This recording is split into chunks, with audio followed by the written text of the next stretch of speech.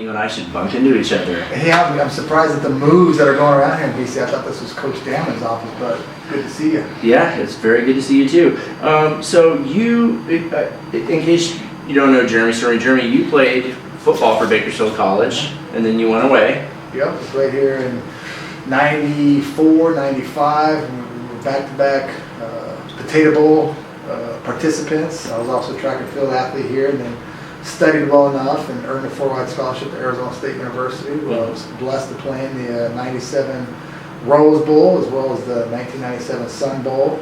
The Rose Bowl was actually for a national championship, so it was actually a really good game to be a part of against Ohio State. We actually lost in the last minute, 30 seconds, but from there. Not that you think about it every day. Not that I don't know, absolutely don't. It never just sits there and rings in my ear that we could have been national champions. But yeah, Bakersfield guy, and born and raised here, and had an opportunity to play here, and went to Arizona State, and then went on to a 6-year career in the NFL with teams like Oakland, Pittsburgh, Seattle, and then finally finished with St. Louis Rams, and then decided to answer the calling and join the Marine Corps. Did 4 years in the Marine Corps as an infantry machine gunner, and then got out and moved back here to Bakersfield and married my wife, and continue to have one of the world's most eventful existences. Absolutely, just keep on trucking, and opened up my own foundation where I was working with troubled youth and veterans, and then decided to ride a bicycle across the country. So for 3,400. There was that. Yeah, I was bored. It's kind of like Forrest Gump. I just wanted to go for a run. And 7,000 miles later, I finished my trek with that, and I was wanting to get into education as far as working with troubled youth and veterans, and wanted to start a welding program through my foundation. And lo and behold, started taking classes here to get my degree, and lo and behold, I actually applied for a job here, and been teaching here for 3 years now, and absolutely love it.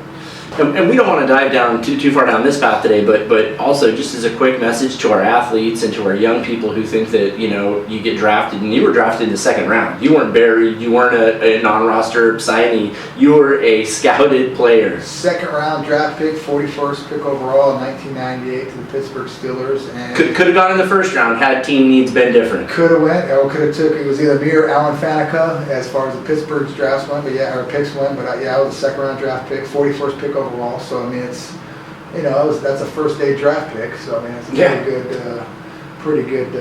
But life isn't set after an NFL contract. Absolutely not. One of the biggest issues I had, even though I was a Pac-10 Defensive Player of the Year, Defensive Lineman of the Year, second round draft choice. The one thing that always came back to haunt me was that I did not have my education. I did not have my bachelor's degree. I did not finish my schooling because I got drafted. I said, well, what do I need to get my education for? I've got $1 million contract. Well, after taxes and a few seasons into the game, hey, that money goes pretty quick. Sure. Yeah. And so right now I'm all about education. I actually got my AS degree here in criminal justice when I was a player. Right. And then I went on to get a bachelor's in liberal studies, and now I'm working on an AS degree in welding, AA degree in Spanish, and then also working on my master's of education. And once I get all that done, then I'm going to go and run for a doctorate, because it's the only thing that holds weight. I mean, trophies, we all have trophies, and the one thing my trophies are good for is collecting dust.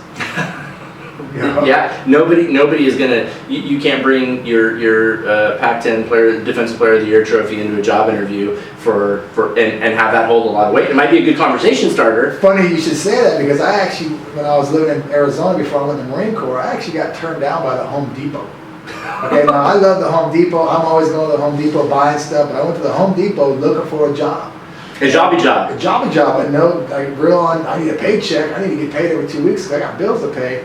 And I went in there, and of course it was a great conversation. I think the interview lasted about 7 minutes, 5 minutes of which we talked about football and Arizona State and the Rose Bowl and Pat Tillman and all these great things. And then the last 2 minutes was where the whole downfall of the conversation happened. Basically, the manager looked at me and said, hey, we would love to hire you here, but you know what, you make too much money in the NFL, you wouldn't be motivated enough to come to work, so I can't put you on the floor stocking shelves, and because you don't have your bachelor's degree, I can't give you a management job. Wow. And I'm like, whoa, wait a minute, look, I got a Pac-10, championship ring. Yeah, let me see it again. Yeah, and he said, nope, he said, we really would love to have you here, but you wouldn't be motivated enough to come in and and make what we're going to pay you. Wow. And so from that day on, even in the Marine Corps, my last year in the Marine Corps, I knew I was getting out of the Marine Corps, and I told all my Marines, say, when you guys get out, make sure you get your degree.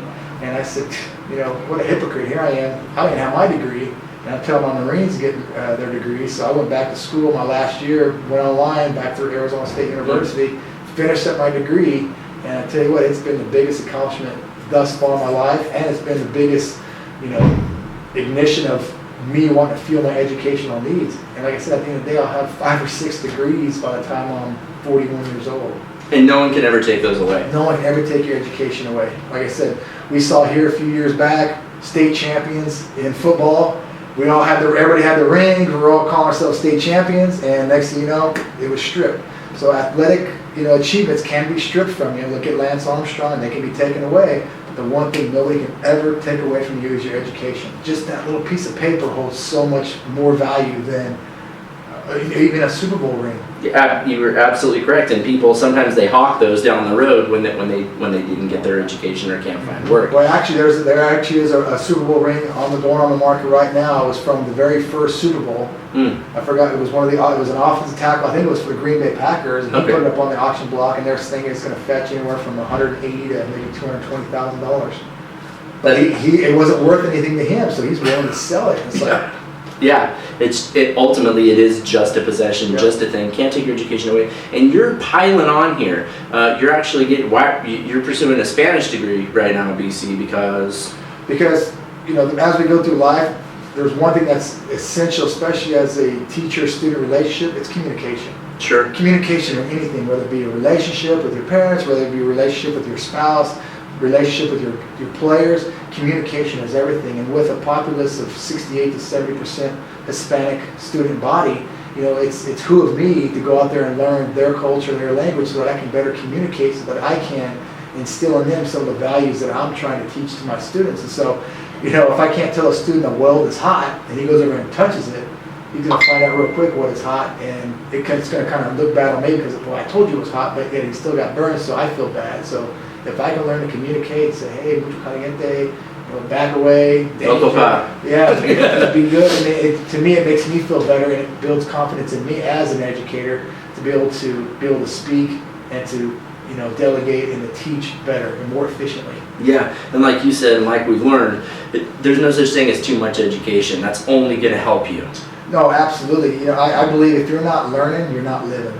And I don't care how old you are. I mean, if the mind is an amazing thing. I mean, a lot of people think, I'm just going to work till retirement, and then for retirement they just wait to die. They don't do anything. And it's actually been proven that people who do that actually die faster than the people who actually continue to stay mentally sharp and learn new things. And so, for me, if I die with 27, 30 degrees, then so be it. But hopefully I'll be 105 years old. And useful as all get out. Oh, absolutely, and sharp and know all these things. But to me, like I said, those are milestones in a person's life that nobody can ever take away from. They're yours. You've earned them, and it builds a lot of respect from people around you to see, man, well, he's got his master's degree or a doctorate degree or this, that, or the other thing, because it's not forced upon anybody. It's something that you have to be motivated to do, and people, they kind of, they're not envious, but they do admire people who have those little pieces of paper that say degree. And the bottom line is, and the point that we're trying to get across is, it's not going to close any doors. It can't hurt. If you're lacking for something to do, or you're wondering why things aren't going the way you want them to go in your life, go out there and get the education you need to make them so. Jeremy's living proof of that. He's reinvented himself, I don't know, what, half a dozen times? At least, minimal half a dozen times. Because, as athletes, we think, I'm going to be an athlete for the rest of my life. Well, that's not the case. I tried to reinvent myself as an athlete a few years ago. I said I was going to start throwing again, as a track and field athlete. But hey, with kids and a wife and a job, you don't have time for that anymore. And so you've got to reinvent yourself into something else. And heck, I might reinvent myself a couple more times before, my demise, if you will. Jeremy, none of us will have any right to be surprised because you keep doing it, and you're not too full of yourself to go out and get the education you need to become the person that you want to be at that point. So, Jeremy, people can find you over in the welding department. Absolutely, trade skills. That's it. Awesome. Jeremy, thanks for talking to us. Good seeing you. Yep, likewise.